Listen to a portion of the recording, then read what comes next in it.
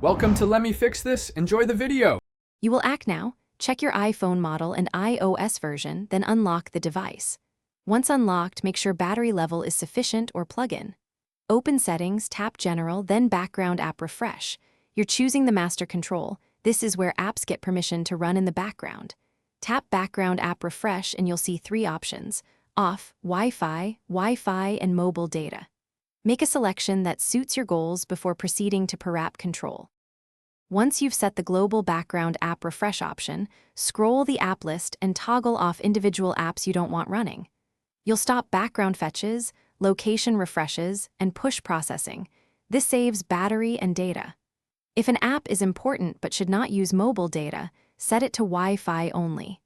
Make sure to check apps that can restart via location or notifications. Use screen time app limits if an app ignores background app refresh to enforce stricter control. Finish by restarting your iPhone. A reboot ensures system services apply the new settings. After restart, monitor battery and app behavior for a day. If an app still runs in the background, make sure location services and notifications aren't granting implicit wake permissions. Disable those per app. If problems persist, update iOS, then reinstall the app. Sometimes app bugs override settings. If none of that works, you found a bug. Contact the app developer or Apple support and report.